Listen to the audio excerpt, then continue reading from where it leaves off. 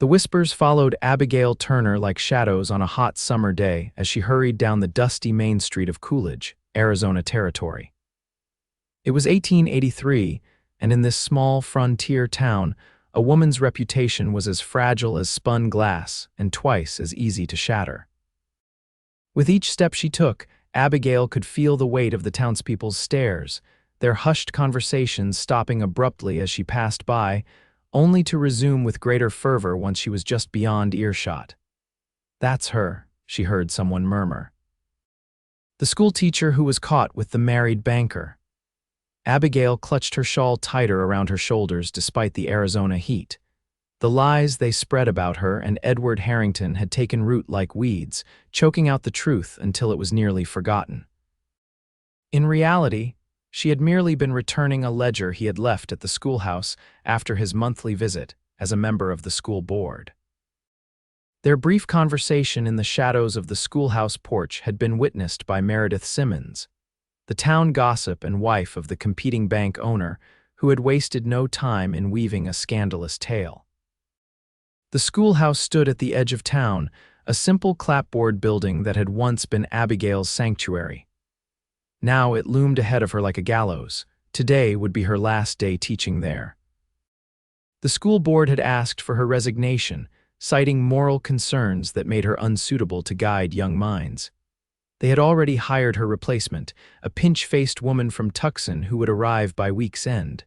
"Miss Turner," a small voice called out, pulling Abigail from her thoughts. 10-year-old Emma Collins ran toward her, pigtails bouncing.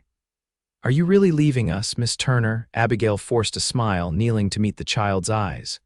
"I'm afraid so, Emma, but I've taught you well, and you'll continue to learn and grow with your new teacher." "But she won't be you," Emma protested, lower lip quivering. "Ma says you're leaving 'cause you did something bad, but Pa says sometimes people tell lies about good folks." "Your father is a wise man," Abigail said softly, tucking a stray hair behind Emma's ear. "Remember what I taught you about judging others. To look with our hearts, not just our eyes," Emma recited. "That's right." Abigail stood, smoothing her skirts. "Now run along to school, I'll be there shortly." As Emma scampered away, Abigail took a deep breath and continued her walk. She had come to Coolidge 2 years ago, fresh from teaching college in Boston, eager to bring education to the western frontier. At 25, she had been full of idealism, determined to make a difference. Now, at 27, she felt decades older, her dreams as dry and dusty as the Arizona soil. Approaching the general store, Abigail steeled herself. She needed supplies for her last day pencils for the writing exercises she had planned, and perhaps some candy as a farewell gift for her students. The bell above the door jangled as she entered, and the cheerful conversation inside died instantly. "Morning, Miss Turner," said Herbert Wilson, the storekeeper, his usual friendly tone noticeably cooler. "What can I help you with today?" "Just some pencils and hard candies, please," she said, holding her head high despite the stares boring into her back. As Herbert gathered her items, the door opened again, the bell signaling another customer. The atmosphere in the store shifted immediately, a current of respect replacing the earlier tension. "Mr. Nichols," Herbert called out warmly. "Your order came in yesterday. Got those fence posts you were waiting on." Abigail turned slightly, catching sight of the tall figure who had entered. Kieran Nichols stood in the doorway, his broad-shouldered frame silhouetted against the morning light. At 32, Kieran was one of the most successful ranchers in the territory, his Double N ranch employing half the men in Coolidge.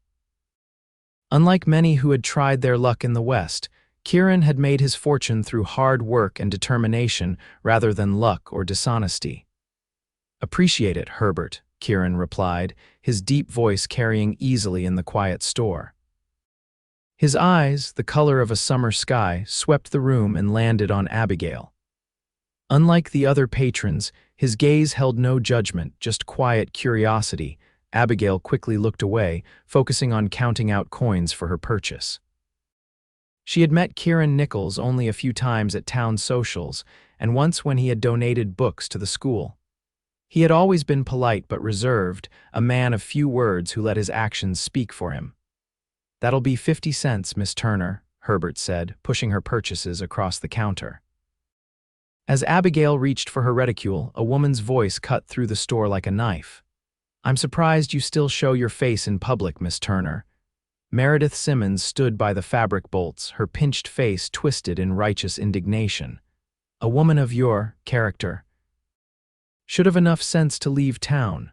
The store fell silent, all eyes darting between Meredith and Abigail.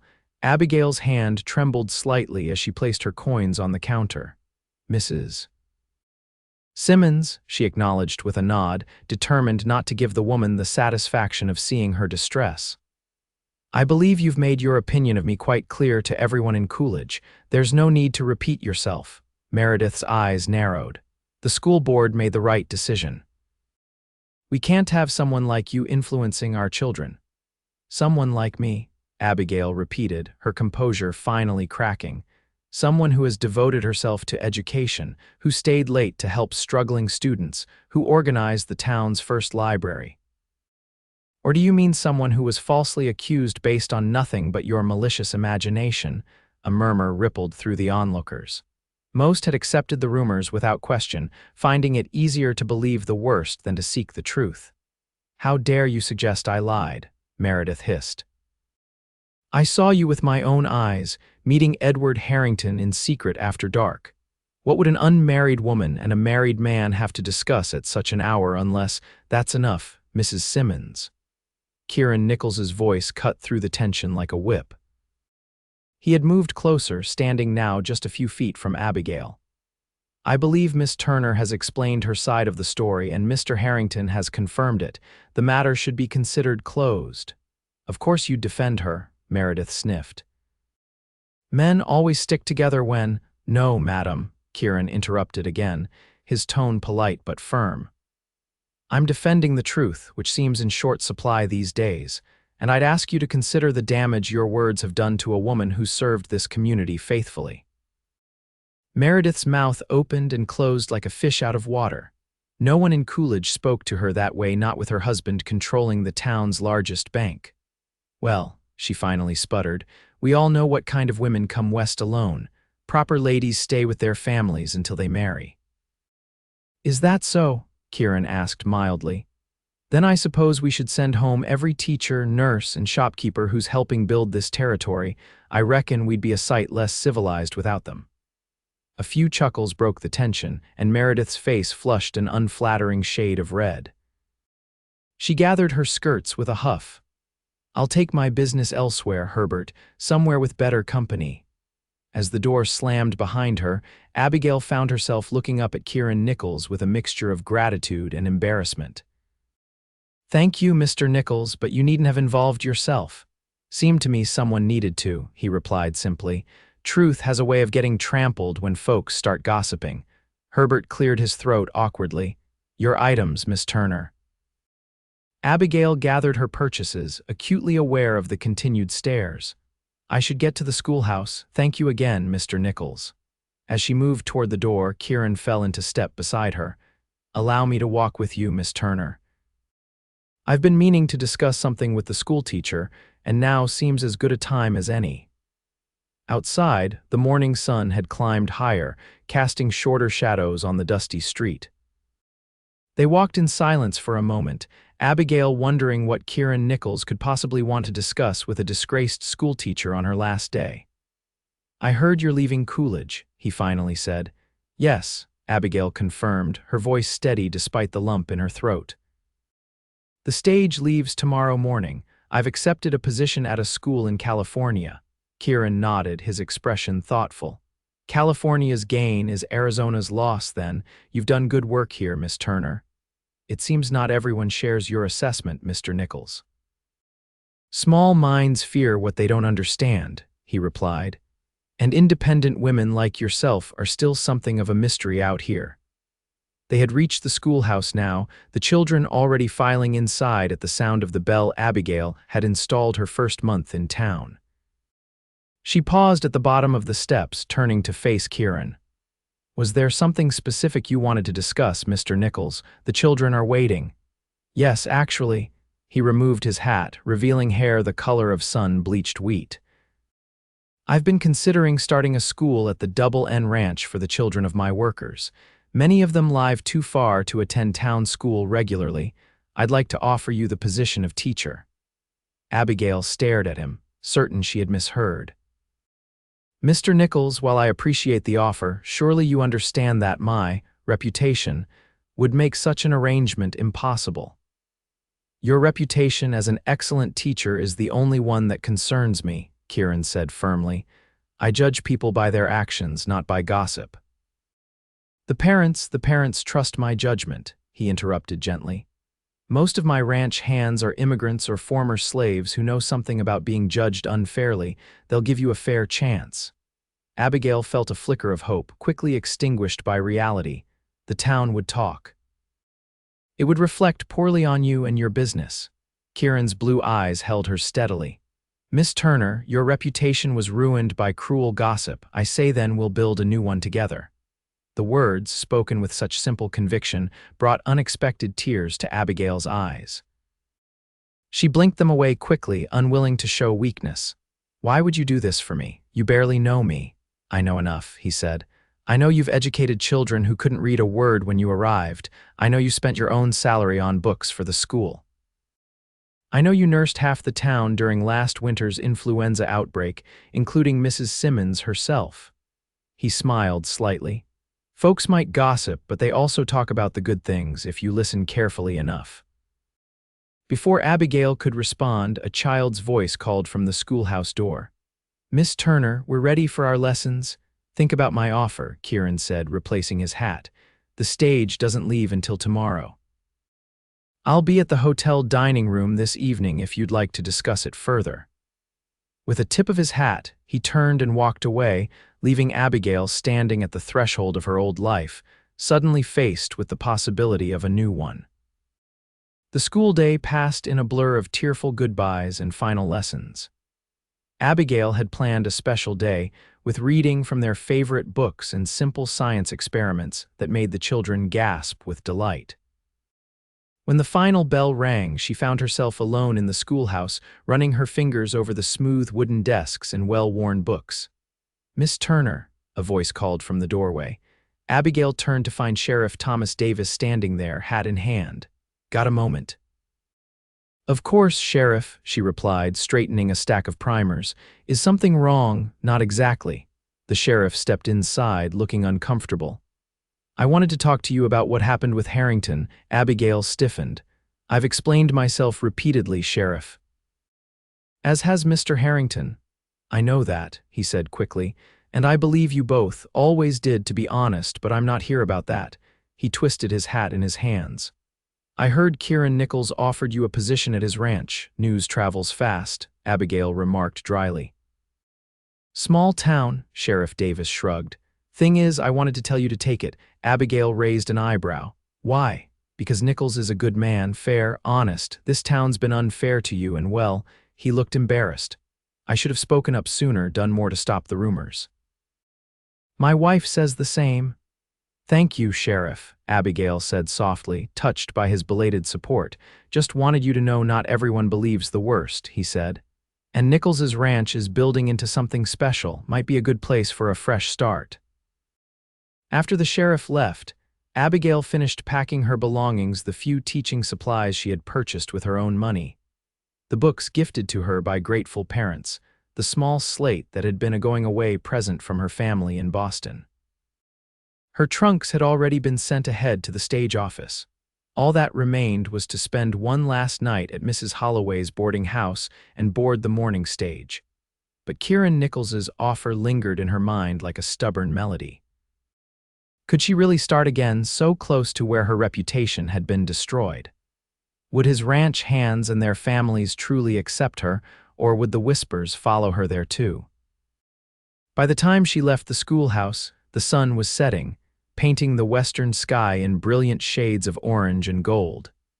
Instead of turning toward the boarding house, Abigail found herself walking toward the Coolidge Hotel. Its two-story facade was the grandest building in town.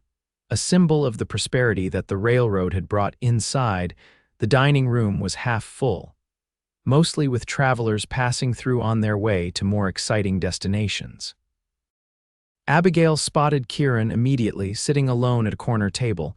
He rose when he saw her, pulling out a chair with old-world courtesy. "Miss Turner," he greeted her. "I'm glad you came." "I haven't decided yet," she said quickly, settling into the chair. "But I wanted to hear more about your proposal," Kieran signaled to the waiter. "Have you eaten? The steak here is surprisingly good for a town this size." "I couldn't possibly consider it a business dinner," he insisted. "We have much to discuss." Over a meal that was indeed better than Abigail had expected, Kieran outlined his vision for the ranch school. He had already constructed a small building near the main house, equipped with desks and basic supplies. There were 12 children of school age on the ranch, ranging from 6 to 14 years old, with diverse backgrounds: Mexican, Irish, formerly enslaved families from the South, and even a Navajo child whose mother worked in the ranch kitchen. "They need more than just reading and arithmetic," Kieran explained, his eyes lighting up as he spoke. "They need history, science, literature, the things that expand the mind and show what's possible." "You seem passionate about education for a rancher," Abigail observed. A shadow crossed his face. "My father was a tenant farmer in Kansas, couldn't read or write, got cheated out of his fair share for years because he couldn't understand the contracts he signed. I taught myself to read from discarded newspapers, but I always wished for a proper education." "Yet you've built a successful ranch," Abigail noted. "I got lucky," he said simply. "Found a mentor who saw potential in a skinny kid willing to work from sunrise to sunset. He taught me ranching, business, even some law. When he died, he left me enough to buy my first parcel of land." He leaned forward. "But luck isn't something to count on. Education is a surer path, especially for children who start with less." As they continued talking, Abigail found herself drawn to Kieran's intelligence and genuine commitment to his workers' families. Unlike many successful men she had met, he spoke of his achievements with humility and seemed genuinely interested in her ideas about education. "The salary would be the same as you received from the town school," he said as they finished their dessert. "Plus room and board in the small cottage near the main house. It was built for a foreman who decided to move on, but it's comfortable enough for a single lady. And the town, what will people say about you hiring the disgraced schoolteacher?" Kieran's expression hardened slightly. "Miss Turner, I've built my ranch by making sound decisions, not by worrying about town gossip. Anyone who matters will understand I've hired the best qualified teacher in the territory." Abigail studied him, searching for any sign of ulterior motives. Finding none, she took a deep breath.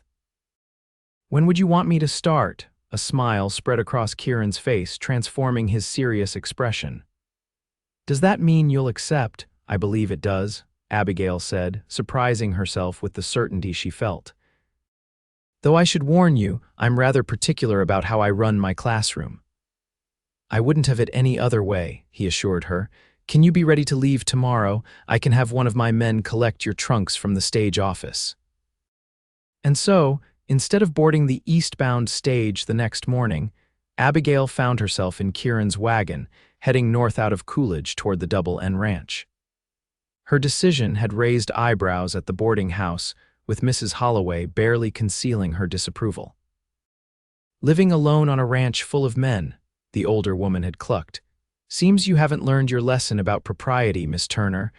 But Abigail had simply smiled and thanked her for her concern. For the first time in weeks, she felt a sense of purpose returning, a feeling that her life wasn't defined by the lies Meredith Simmons had spread. The journey to the ranch took most of the morning, the wagon following a well-traveled road that wound through mesquite-dotted landscapes and dry arroyos. As they traveled, Kieran pointed out landmarks and told stories of the early days when he had first claimed the land. "It wasn't much to look at back then," he admitted. "Just scrubland most folks thought was worthless, but I'd studied the water tables and knew this area had potential if you dug deep enough." "You dug your own wells?" Abigail asked, impressed. "First few, yes, nearly broke my back doing it. Now I can afford to hire experts." He glanced at her with a hint of humor in his eyes. "I wasn't always the wealthy rancher you see before you, Miss Turner. Please call me Abigail, she said impulsively. If we're to work together, the formality seems unnecessary. Abigail, he repeated, as if testing how the name felt on his tongue. Then you must call me Kieran. As they crested a gentle rise, the Double N Ranch came into view in the valley below. Abigail caught her breath at the sight. Unlike the rough cattle operations she had seen before, this was a carefully planned community. The main ranch house was a substantial two-story building of adobe and timber, surrounded by cottonwood trees that must have been planted years ago for their shade. Nearby stood a bunkhouse, stables, and various outbuildings, all well maintained. Beyond these, she could see workers' cottages arranged in a rough semicircle, each with its own small garden plot. It's beautiful, she said sincerely. It's home, Kieran replied, a note of pride in his voice. For about 60 people now, counting the children. As they drove into the central courtyard, activity paused as ranch hands and houseworkers turned to watch them arrive. Abigail felt a moment of trepidation, wondering if these people had heard the rumors about her, if they were already judging her as the town had done. Kieran jumped down from the wagon and came around to help her descend. As her feet touched the ground, a tall, dignified black woman approached, wiping her hands on her apron. Miss Turner, this is Harriet Wilson, my housekeeper and the unofficial matriarch of the Double N, Kieran said with obvious respect. Harriet, this is Miss Abigail Turner, our new schoolteacher. Pleased to meet you, Miss Turner, Harriet said, her voice carrying the soft cadence of the South. We've been looking forward to having a proper teacher for the children. Thank you, Mrs. Wilson, Abigail replied. I'm looking forward to meeting them. You'll meet everyone at supper, Harriet assured her. But first, let me show you to your cottage so you can rest from your journey. As Harriet led her away, Abigail glanced back to see Kieran already deep in conversation with his foreman, his tall figure commanding yet somehow approachable. She wondered briefly what she had gotten herself into, coming to this isolated ranch with a man she barely knew. But something about Kieran Nichols inspired trust, and for the first time since the rumors began, Abigail felt a sense of peace. The cottage that would be her new home was small but charming, with whitewashed walls, a stone fireplace, and windows that caught the afternoon light. It had 2 rooms, a front room that served as both kitchen and sitting area, and a bedroom at the back. The furniture was simple but well crafted, and someone had placed a vase of wildflowers on the small dining table.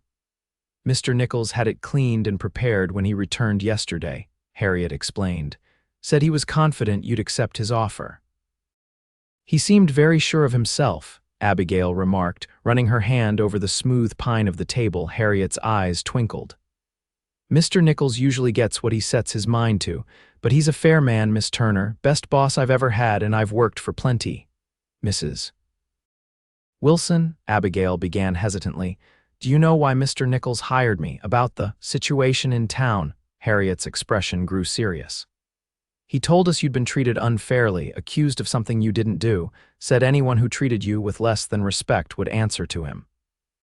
She paused. We know something about false accusations here, Miss Turner. You'll find no judgment at the Double N. Relief washed over Abigail. Thank you for telling me. Rest now, Harriet said, moving toward the door. Supper's at 6 in the main house dining room. You'll meet the children then. Left alone, Abigail explored her new home, marveling at the small touches that made it welcoming, the colorful quilt on the bed, the bookshelf already stocked with volumes of poetry and history, the rocking chair by the fireplace that seemed to invite quiet contemplation. It was more than she had expected, certainly more than she had allowed herself to hope for when she had watched her teaching career crumble in Coolidge. At 6 o'clock, Abigail made her way to the main house, nervous about meeting the ranch community. The dining room was a large, airy space with 3 long tables. Ranch hands and their families were already gathering, the air filled with conversations in English, Spanish, and languages Abigail didn't recognize. Kieran spotted her in the doorway and came to greet her, looking refreshed after his own day's work. Abigail, come meet everyone. He led her to the head table and called for attention. The room quieted immediately, all eyes turning toward them. "Everyone, this is Miss Abigail Turner, who has graciously agreed to become our schoolteacher," he announced. "She comes highly recommended and has agreed to take on our children's education. I expect you all to make her feel welcome." There was a murmur of greeting, and Abigail was struck by the diversity of faces looking back at her people from different backgrounds, united by their work on the ranch.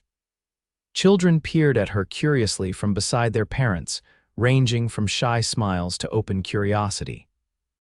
"School will begin next Monday," Kieran continued. "Children between 6 and 14 years old are expected to attend. Adults who wish to improve their reading or arithmetic are welcome in the evenings." He glanced at Abigail. "If that arrangement suits our teacher." "Of course," she agreed readily. "Education should be available to all who seek it." Supper was a lively affair, with platters of food passed family style around the tables. Abigail, seated beside Kieran at the head table, found herself drawn into conversations with the ranch's foreman, Miguel Ramirez, and his wife Carmen, whose 3 children would be among her students. "They are excited to learn from a real teacher," Carmen told her in accented English. "I teach them what I can, but my own schooling was, how do you say, interrupted." "I'm sure you've given them a wonderful foundation," Abigail assured her. "I look forward to building on it." Throughout the meal, Abigail observed Kieran interacting with his workers. Unlike many ranch owners who maintained strict distance from their employees, he seemed genuinely interested in their lives, asking after sick relatives, discussing improvements to the worker cottages, and listening to suggestions about ranch operations. It was clear the respect between him and his people went both ways. After supper, the children were permitted to approach Abigail with their questions. They crowded around her chair, eager to know what they would learn, what books they would read, and whether there would be singing in school as they had heard happened in town schools. "Yes, there will be music," she promised, delighted by their enthusiasm. "And stories and science experiments, and even some art if supplies allow." Mr. Nichols already ordered supplies, piped up a freckle-faced boy of about 8. "A whole wagon full. I helped unload the boxes into the schoolhouse." Abigail glanced at Kieran, who shrugged. "I may have been presumptuous in ordering ahead, but children need proper tools for learning." Later, as the gathering broke up and families drifted back to their cottages, Kieran offered to walk Abigail back to hers. The night was clear, the Arizona sky ablaze with stars that seemed close enough to touch. "Thank you," Abigail said as they walked. "For everything, this is more than I could have hoped for." "You're doing me the favor," Kieran insisted. "I've wanted to establish a school here for years, but finding the right teacher wasn't easy.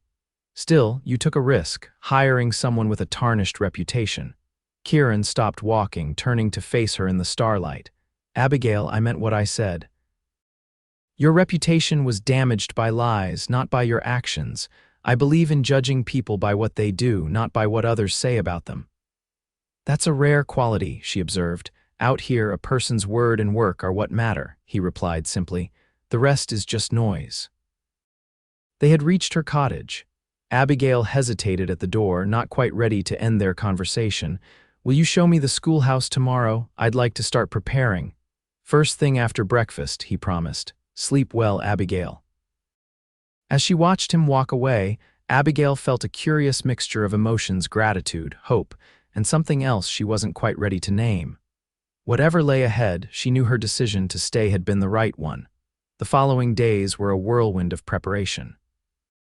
The schoolhouse turned out to be a well-thought-out building with large windows to capture the desert light, sturdy desks that could accommodate children of various ages, and a wood stove for the winter months. True to the boy's word, Kieran had provided ample supplies: slates, chalk, primers, maps, even a small library of books ranging from simple readers to advanced texts on history and natural philosophy. "This is extraordinary," Abigail exclaimed as she explored the shelves.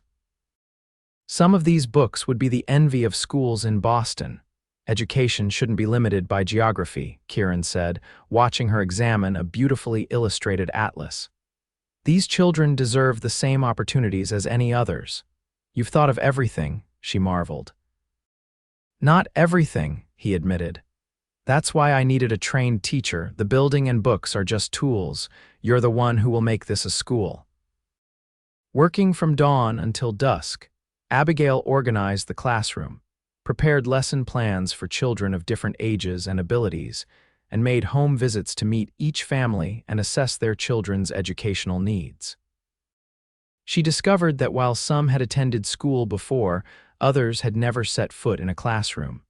A few could read simple words, others couldn't recognize the alphabet. The task ahead was daunting but exhilarating. Throughout these preparations, Kieran was a constant presence, offering support without interference. He seemed to understand intuitively when to make suggestions and when to step back and let her expertise guide decisions. It was a partnership unlike any Abigail had experienced with the school board in Coolidge, where her teaching methods had been constantly questioned and undermined. On Sunday evening, the night before school was to begin, Abigail sat on the small porch of her cottage, watching the sunset paint the desert in gold and purple. The air was cooling rapidly, as it always did after dark in the high desert, and she had wrapped a shawl around her shoulders against the chill. "May I join you?" Kieran's voice came from the pathway. He held 2 steaming mugs in his hands. "Please," she said, indicating the empty chair beside her. He handed her one of the mugs. Harriet's special blend. She claims it calms the nerves. Abigail smiled, accepting the tea. "Do I seem nervous? Anyone would be before their first day teaching a new group of students," he said, settling into the chair. "Especially ones as diverse as ours." "I'm more excited than nervous," she admitted. "They're eager to learn, and that's half the battle won already." They sat in companionable silence for a while, sipping their tea and watching the last light fade from the sky. In the week since Abigail had arrived at the Double N, she had come to appreciate these quiet moments with Kieran. Despite his responsibilities running the ranch, he always found time each day to check on her progress, often bringing small gifts, a jar of honey from the ranch's beehives, wildflowers he had spotted on his rides, an interesting rock formation he thought might serve as a teaching tool. "I received a letter from town today," he said eventually. "Thought you should know." Abigail tensed. "From whom?" "Sheriff Davis. Seems Edward Harrington finally stood up to his wife and told the truth about what happened that night." Kieran's voice held a note of satisfaction. "He admitted publicly that you were simply returning a ledger, that his wife had known about the meeting and approved it beforehand. Said he couldn't stand by any longer while your name was dragged through the mud." "Why now?" Abigail wondered, her tea forgotten, "after all this time." Apparently, Mrs. Harrington had been threatening to leave him if he contradicted the story she preferred to believe. But after seeing how your life was affected, he decided the truth was more important than his marriage. Kieran took a sip of his tea. "The sheriff says there's been quite a stir in town. Several people have expressed regret for how you were treated." Abigail absorbed this information, surprised by how little it moved her.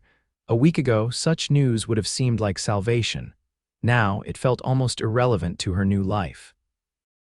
"Does this change your plans?" Kieran asked carefully, his expression unreadable in the gathering darkness. "The town school board might reconsider their decision." "No," Abigail said without hesitation. "My place is here now. Those children in town will have their new teacher, and the children here need me."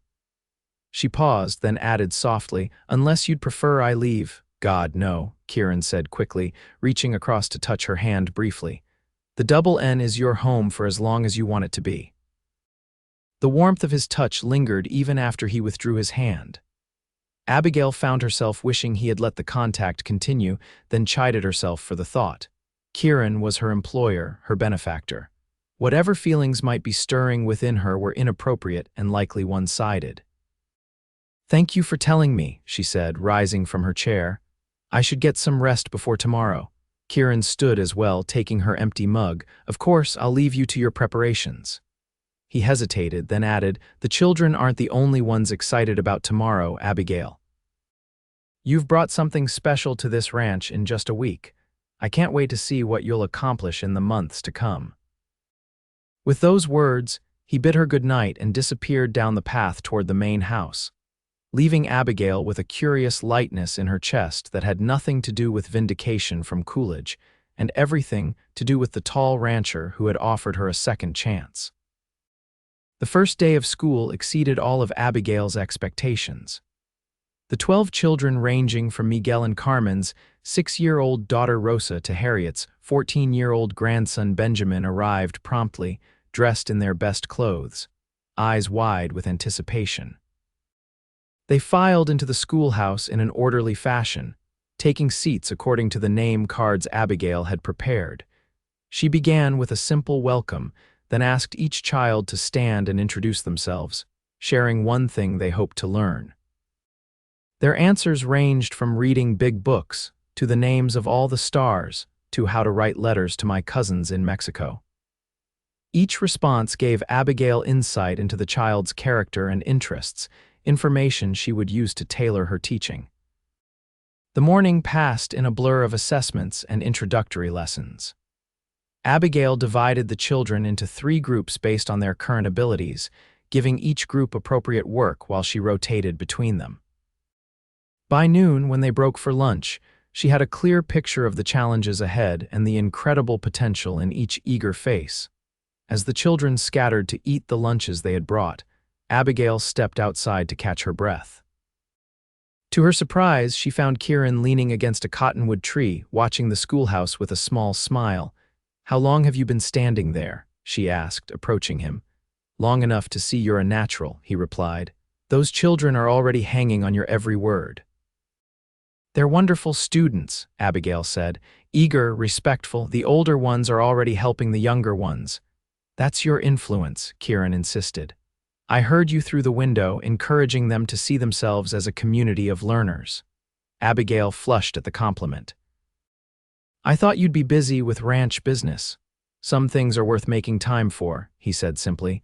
Then, reaching into his saddlebag, he pulled out a small package wrapped in brown paper. A first day of school gift for the teacher. Curious, Abigail unwrapped the package to reveal a small brass bell with a wooden handle, elegantly crafted and polished to a high shine. "Every proper school needs a bell," Kieran explained. "I had it ordered from Denver months ago, but it only arrived yesterday." Abigail ran her finger over the smooth metal, touched by the thoughtfulness of the gift. "It's beautiful, thank you." "I should let you get back to your students," he said, straightening from his position against the tree. "I just wanted to see how things were going." "They're going wonderfully," Abigail assured him. "Better than I could have hoped." As the days turned into weeks, the school at the Double N Ranch flourished under Abigail's guidance. The children made remarkable progress, their natural curiosity nurtured by her patient teaching. Even the most reluctant learners found themselves drawn into the world of knowledge she opened for them. In the evenings, Abigail offered classes for adults who wished to improve their literacy or mathematics. To her delight, many of the ranch hands attended, sitting somewhat awkwardly at the children's desks but approaching their lessons with determination. Some wanted to read the Bible for themselves. Others hoped to write letters home to distant family. Still others sought the numeracy skills needed to avoid being cheated in business transactions. Kieran himself occasionally attended these evening sessions, not as a student but as an observer, sitting quietly at the back of the room. When Abigail questioned him about this, he explained, "I enjoy watching people discover new abilities in themselves. The moment when something difficult suddenly makes sense, there's nothing quite like it." As autumn progressed, Abigail found herself increasingly drawn to the enigmatic rancher. Unlike the few suitors she had known in Boston, Kieran's attraction lay not in flowery compliments or dramatic gestures, but in his quiet integrity and unexpected depth. He was well-read despite his claims of limited formal education, and their conversations often extended late into the evening, ranging from literature to philosophy to the practical challenges of frontier life. Yet for all their growing closeness, Kieran maintained a certain reserve. He never presumed upon their friendship or gave any indication that his feelings might extend beyond professional respect and camaraderie. Abigail told herself this was for the best she was. After all, his employee and romantic entanglements would only complicate their working relationship. Then came the incident with Billy Jackson, the 10-year-old son of one of the newest ranch hands. Billy had struggled since his first day, resistant to learning and quick to disrupt the other children.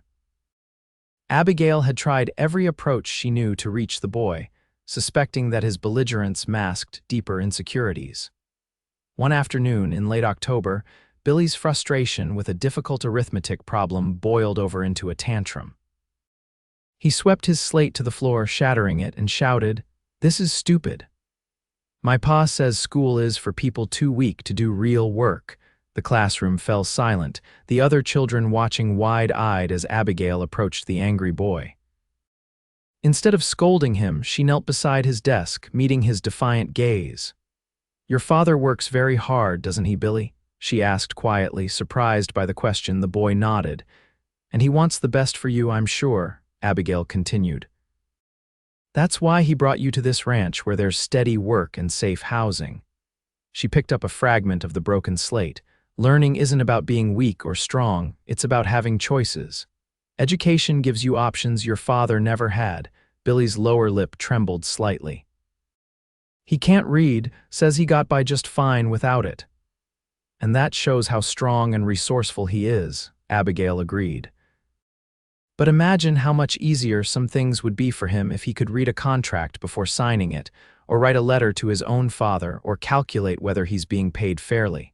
Something in her words seemed to reach the boy. His shoulders slumped and he muttered, "I broke the slate." "I'm sorry. We have extras," Abigail assured him, "but I think you owe the class an apology for disrupting their learning." To her surprise, Billy stood and faced his classmates, offering a sincere if awkward apology. When Abigail provided a new slate, he returned to his arithmetic with renewed determination, asking for help when he needed it instead of giving up in frustration. Unknown to Abigail, Kieran had witnessed the entire exchange through the schoolhouse window, having been drawn by the sound of the breaking slate. That evening, as Abigail sat on her porch grading papers, he appeared with his customary 2 mugs of tea. "I saw what happened with Billy Jackson today," he said without preamble, handing her a steaming mug. Abigail sighed.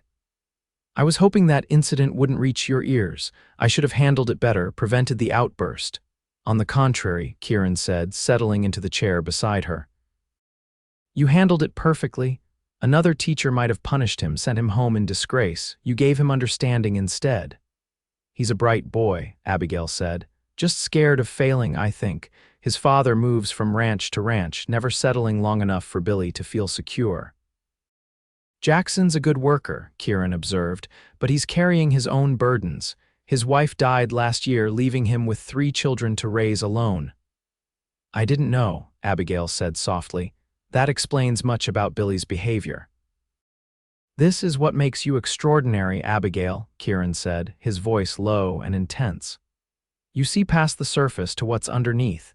You did it with Billy today, just as you do with all your students." The earnestness in his expression made Abigail's heart beat faster. "It's just good teaching," she demurred. "It's more than that." Kieran set his mug down and leaned forward. "It's compassion, understanding, the ability to see the best in people even when they're showing their worst." There was something in his voice, something beyond professional admiration, that made Abigail wonder if they were still talking about her teaching. The moment stretched between them, charged with unspoken possibilities. Then the dinner bell rang from the main house, breaking the spell. Kieran straightened, reclaiming his usual composure. "Will you join us for supper?" he asked, rising from his chair. "Harriet mentioned she's making her famous apple cobbler tonight. I should finish these papers," Abigail said, indicating the stack in her lap. "But thank you." He nodded, accepting her decision. Don't work too late. Even dedicated teachers need rest. As he walked away, Abigail found herself wondering what might have happened if the bell hadn't interrupted their conversation. Had she imagined the warmth in his eyes, the hint that his feelings might mirror her own growing attraction? Such thoughts were dangerous, she reminded herself. Kieran had given her a fresh start, a purpose, a community that respected her. Risking all that for romantic notions would be foolish in the extreme. Better to focus on her students and the good work she was doing. Yet that night, as she lay in bed listening to the coyotes calling in the distance, Abigail couldn't help remembering Kieran's words. "Then we'll build a new one together." At the time, she had understood he meant her professional reputation. Now, she wondered if perhaps he had been offering something more, a shared future, built on mutual respect and understanding. The possibility both thrilled and terrified her. November brought cooler temperatures to the Arizona territory and preparations for the approaching Thanksgiving holiday. Abigail incorporated the season into her lessons, teaching the children about harvest cycles, the history of the holiday, and the science behind the changing weather patterns. She also organized a Thanksgiving pageant, with each child contributing something to represent their cultural heritage alongside the traditional American celebration. Word of the school's success had spread beyond the boundaries of the Double N. Neighboring ranchers began inquiring whether their children might attend, offering to contribute to the teacher's salary and school supplies.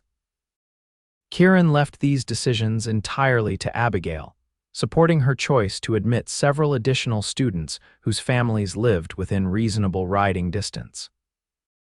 "The school is becoming quite an institution," he remarked one evening as they walked together after supper, a habit they had fallen into despite Abigail's initial concerns about appearances. "You've accomplished more in 2 months than most teachers manage in a year." "It helps to have such support," Abigail replied. "The families value education and you've provided everything we need." "Speaking of which," Kieran said, "the books you requested from that publisher in Chicago have arrived. I had them delivered to the schoolhouse." "Already?" Abigail's face lit up. "I wasn't expecting them until after Christmas." Kieran smiled at her enthusiasm. "I may have sent a telegram encouraging them to expedite the shipment. I mentioned that our schoolteacher was rather impatient to introduce her students to Mr. Dickens and Mr. Twain." "You didn't," Abigail laughed, a sound that had become more frequent as she settled into life at the ranch. "I most certainly did," Kieran confirmed, his eyes crinkling with amusement. "I also might have implied that future large orders depended on their prompt service." Impulsively, Abigail touched his arm. "Thank you. The older children will be so excited. Benjamin especially has been asking for more challenging reading material." Kieran glanced down at her hand on his sleeve, and for a moment, Abigail thought she had overstepped. But instead of pulling away, he covered her hand with his own. "Your happiness matters to me," he said quietly, "more than I can say." The admission, simple as it was, sent a wave of warmth through Abigail. Before she could respond, however, they were interrupted by the approach of Miguel Ramirez, his expression troubled. "Patron," he called, hurrying toward them. "Forgive me, but there is news from town. Sheriff Davis has arrived and asks to speak with you urgently." Kieran's expression darkened. "Where is he?" "In your office, senor. He says it cannot wait." With an apologetic look at Abigail, Kieran released her hand. "I should see what this is about. Will you excuse me?" "Of course," she said, trying to hide her disappointment at the interrupted moment. "It sounds important." Kieran hesitated, then said in a lower voice, "We'll continue our conversation later." As she watched him stride away with Miguel, Abigail wondered what could have brought the sheriff from Coolidge all the way to the Double N at this hour. An uneasy feeling settled in her stomach, a premonition that whatever news Sheriff Davis brought would disrupt the peaceful life she had built here. Unable to focus on grading papers or reading, Abigail decided to check on the new books Kieran had mentioned. The night was clear and cold, stars sharp as diamonds overhead as she made her way to the schoolhouse. A lamp still burned in Kieran's office window in the main house, silhouettes visible through the curtains. Kieran and Sheriff Davis in what appeared to be an intense conversation. The schoolhouse was dark and quiet, smelling of chalk dust and the pine boughs the children had collected to decorate for the approaching holiday. Abigail lit a lamp and found the package of books on her desk, beautifully bound volumes that would delight her students. As she examined them, running her fingers over the embossed covers, she heard the schoolhouse door open behind her. "I thought I might find you here," Kieran said, stepping inside. His expression was grave, the lines of his face deeper than usual in the lamplight. "Is everything all right?" Abigail asked, setting down the copy of Tom Sawyer she had been examining. "What did Sheriff Davis want?" Kieran closed the door against the night chill and moved closer. "There's trouble in Coolidge. Edward Harrington has disappeared." "Disappeared?" Abigail echoed, shocked. "How? When?" 3 days ago.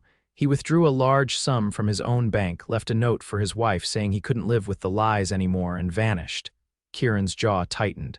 "Naturally, Meredith Simmons has been telling anyone who'll listen that you must have something to do with it." "That's absurd." Abigail exclaimed, "I haven't communicated with Mr. Harrington since I left town. Why would she think I'm involved?" "Because Harrington's note specifically mentioned the injustice done to you," Kieran explained.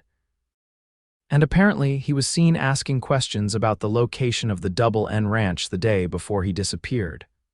A cold fear gripped Abigail. "Sheriff Davis doesn't believe I had anything to do with this, does he?" "No," Kieran assured her quickly.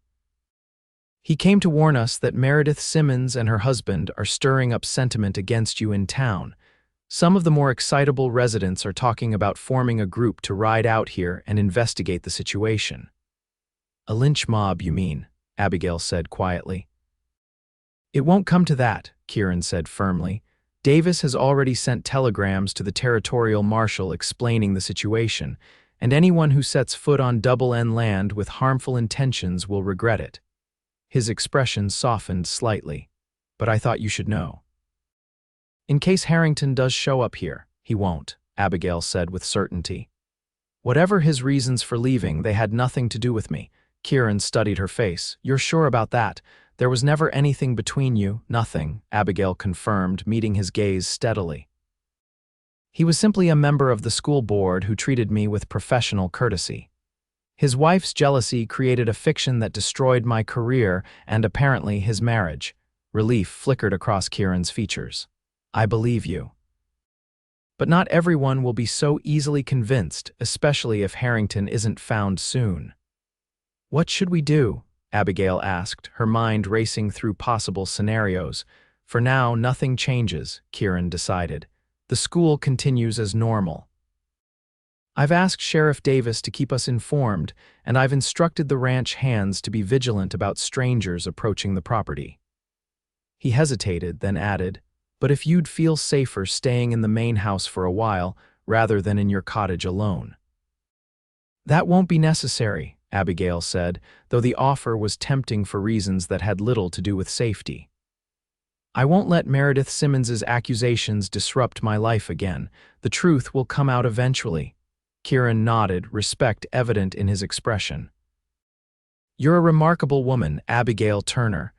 "I'm simply tired of running from lies," she replied. "This is my home now, and I won't be chased away from it."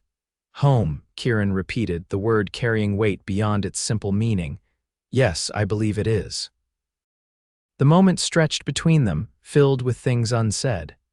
Kieran took a step closer, close enough that Abigail could see the flecks of darker blue in his eyes, could feel the warmth radiating from him in the cool schoolhouse. "Abigail," he began, his voice rougher than usual. "What I was trying to say earlier before Miguel interrupted us." The schoolhouse door burst open, startling them both. Harriet stood in the doorway, her expression alarmed. "Mr. Nichols, come quick," she said urgently. "There's a rider coming in fast from the south road." One of the boys on night watch spotted him. The moment shattered, Kieran immediately shifted back into the role of ranch owner, his personal feelings set aside in the face of potential danger. "Stay here," he instructed Abigail, already moving toward the door. "Lock it behind me. I'll send word when we know who it is." Before she could protest, he was gone, striding rapidly toward the main compound with Harriet.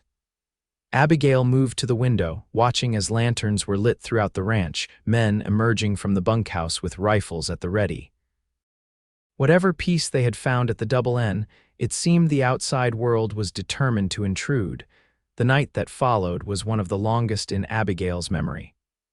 True to Kieran's instructions, she remained in the schoolhouse, door locked and lamp dimmed.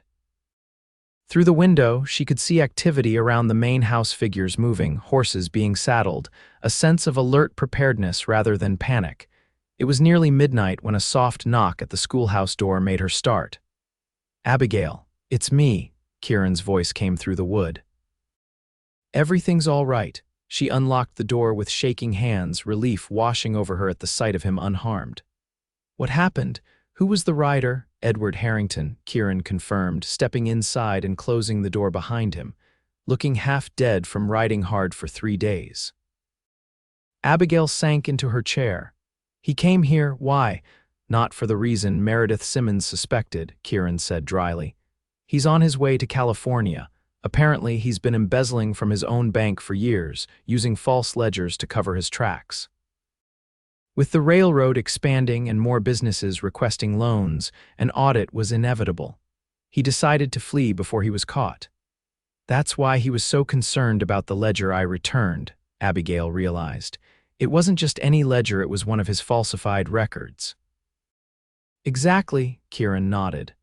"When his wife started spreading rumors about you, he was too much of a coward to contradict her, afraid it might draw attention to the ledger and what was in it. But eventually he confessed the truth about our meeting," Abigail said, piecing it together. "Why, if he was planning to run anyway?" "Guilt, according to him," Kieran said, leaning against her desk. "He realized what his silence had cost you. His letter mentioning the injustice done to you was genuine. He truly did feel remorse. But it was also convenient timing, as the bank examiners were arriving the next day." "And now," Abigail asked, "where is he?" "Under guard in the bunkhouse," Kieran said. "I've sent a rider to Coolidge to fetch Sheriff Davis. Harrington will face justice for his crimes." Abigail absorbed this information, her mind whirling. "So it was never about me at all. I was just collateral damage in his schemes." "You were convenient," Kieran agreed gently. "A distraction from the real crime." "But Abigail, when this news reaches Coolidge, your name will be completely cleared. Everyone will know you were innocent." She gave a small, humorless laugh. "Does it matter now? I've built a new life here. The opinions of people in Coolidge seem very distant." "It matters," Kieran insisted, moving to kneel before her chair, taking her hands in his. "It matters because you deserve justice, because no one should have the power to destroy another person's reputation with lies." The warmth of his hands around hers, the intensity in his eyes as he looked up at her, Abigail felt her breath catch. "Kieran, I need to tell you something," he said, his voice dropping lower, "something I've wanted to say for weeks now. When I offered you this position, it was because I genuinely needed a teacher for the ranch. But as I've watched you these past months, your kindness, your intelligence, your strength in the face of adversity, I've come to feel much more than professional admiration." Abigail's heart hammered in her chest. "What are you saying?" "I'm saying that I'm falling in love with you, Abigail Turner," Kieran said simply. "And I'm hoping, perhaps foolishly, that you might feel something similar for me." For a moment, Abigail couldn't speak, overwhelmed by the confession and her own tumultuous emotions. Then, with a clarity that surprised her, she realized that her feelings had been growing steadily since the day Kieran had defended her in the general store. "It's not foolish," she whispered. "Not foolish at all." Joy transformed Kieran's face. Slowly, giving her every opportunity to withdraw, he leaned forward and brushed his lips against hers in a kiss so gentle it brought tears to her eyes. When he pulled back, his expression was one of wonder and tenderness. "I never thought I'd find someone like you," he said softly. "Someone who understands what I'm trying to build here, who shares my vision for what this place could be." "A community," Abigail supplied. "A place where people are judged by their character, not by rumors or prejudice." "Yes," Kieran agreed. "Exactly that." He rose, still holding her hands. "It's late and it's been a long day. Let me walk you back to your cottage." Outside, the ranch had settled again, the earlier tension dissipated. Guards still patrolled the perimeter, but the atmosphere was one of quiet vigilance rather than alarm. As they walked the familiar path to Abigail's cottage, their hands remained intertwined, a physical manifestation of the new understanding between them. At her door, Kieran hesitated. "Sheriff Davis will be here by morning." Once he takes Harrington into custody, the truth will spread quickly. You might want to prepare yourself for apologies from Coolidge." "I don't need their apologies," Abigail said, "but I would like the children to know that their teacher has been exonerated. They deserve to understand that justice sometimes prevails, even if it takes time." Kieran smiled. "Always the teacher." He brushed a strand of hair from her face, the gesture achingly tender. "Will you join me for breakfast tomorrow? There's much to discuss about our future."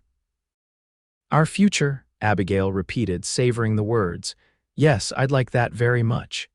He leaned down to kiss her once more, a promise of things to come, before bidding her good night and heading toward the main house.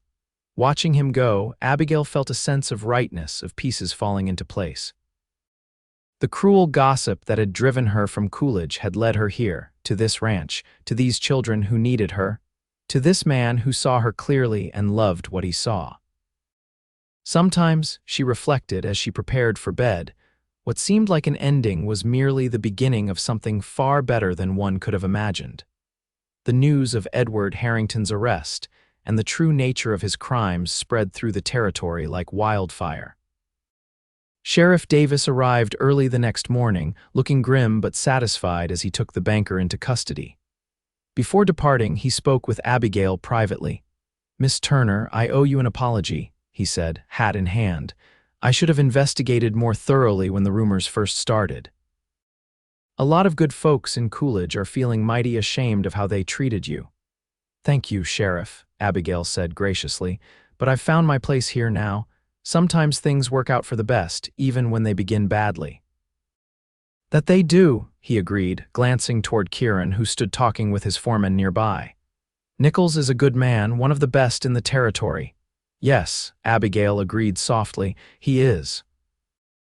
In the weeks that followed, Abigail received numerous letters from Coolidge, apologies from former friends who had abandoned her, an official letter of regret from the school board, even a tearful note from Mrs.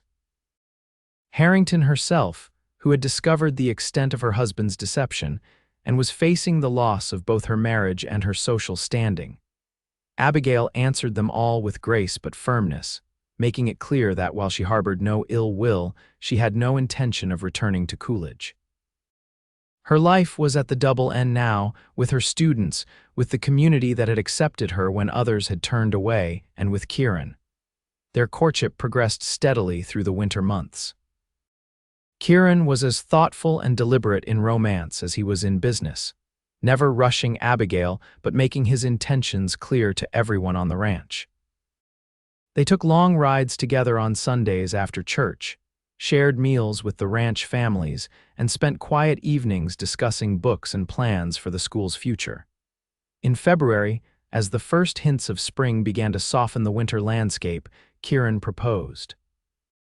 It happened not in some grand gesture, but in a moment of quiet intimacy as they sat before the fireplace in the main house, discussing a letter Abigail had received from an education society in San Francisco, inquiring about her teaching methods. "They want me to write an article about rural education," she explained, still marveling at the opportunity. "They say our school could be a model for other ranching communities." "You should do it," Kieran encouraged her. "Your approach deserves wider recognition." "It's not just my approach," Abigail pointed out. "It's what we've built together, the resources you've provided, the support from the families. I couldn't have done it alone." "Together," Kieran repeated thoughtfully. "That's what I want to talk to you about, Abigail." Setting aside his book, he reached into his pocket and withdrew a small velvet box. "I had planned something more romantic, but the truth is, I don't want to wait any longer to ask you to be my wife." Abigail's breath caught as he opened the box, revealing a delicate gold ring set with a sapphire surrounded by tiny diamonds. "Kieran, I love you," he said simply. "I think I started falling in love with you that first day in the general store when you stood your ground against Meredith Simmons. You were so dignified, so strong, even as they tried to tear you down." He took her hand gently. "I offered you a place here because it was the right thing to do, but I've come to realize that you're what makes this ranch truly feel like home. Will you marry me, Abigail? Will you build a life with me here?" Tears of happiness blurred her vision as she nodded. "Yes," she whispered. "Yes, I will." The ring slid onto her finger as if it had been made for her hand.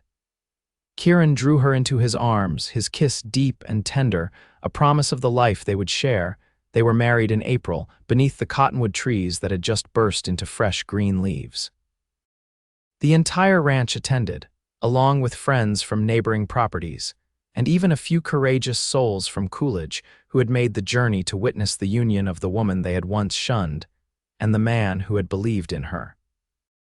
Sheriff Davis served as best man, while Carmen Ramirez stood as matron of honor. The children from the school sang a song they had composed themselves, their young voices lifting in celebration of their teacher's happiness.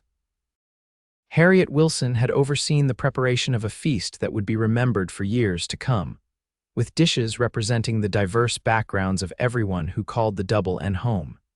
As Kieran and Abigail spoke their vows, the symbolism of their union was lost on no one.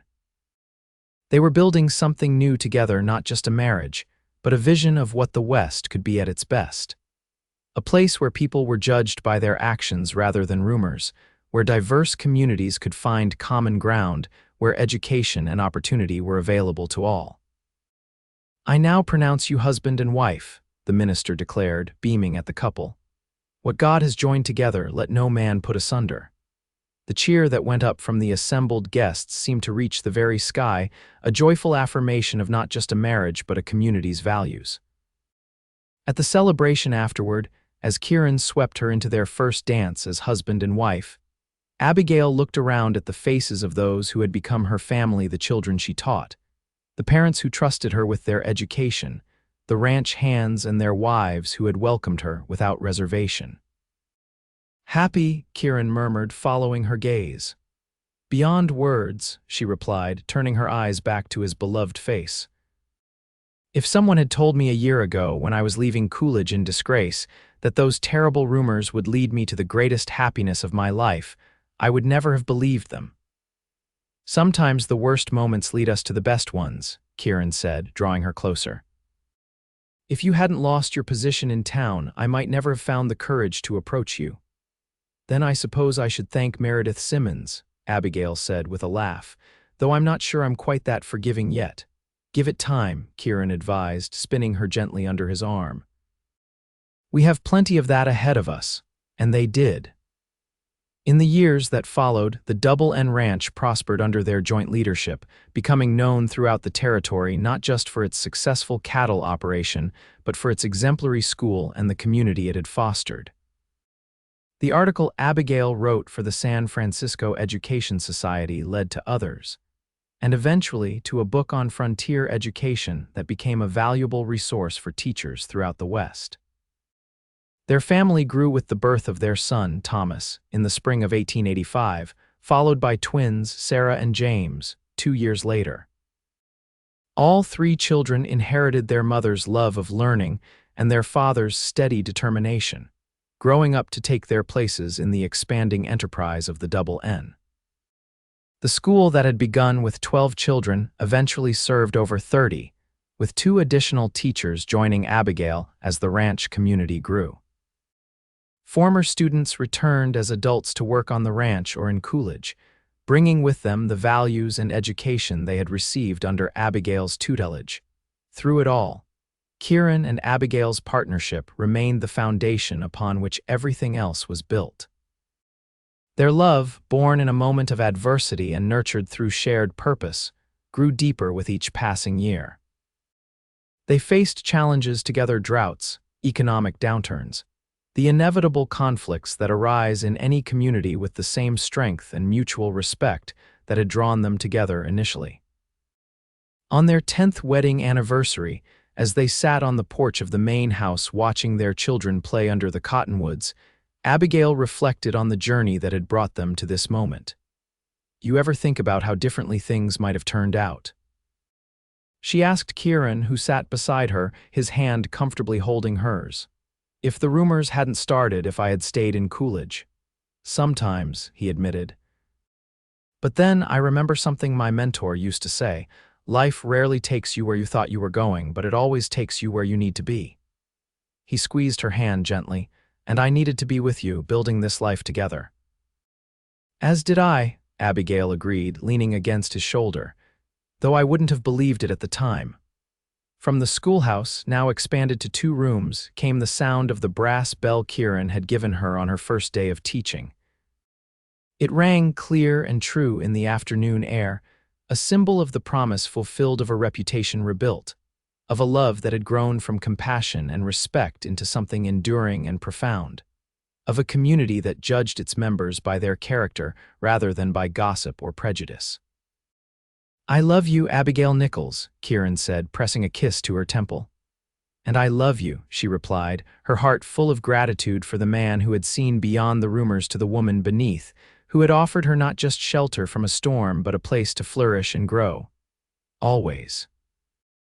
In the golden light of the Arizona afternoon, surrounded by the fruits of their shared vision, they sat together, 2 people who had found in each other not just love, but purpose. Not just companionship, but partnership in creating something larger than themselves. And as the years continued to unfold, the story of the schoolteacher whose reputation was ruined by cruel gossip and the rancher who offered to build a new one with her became the stuff of legend in the territory, a testament to the power of truth, second chances, and love that sees beyond appearances to the heart within.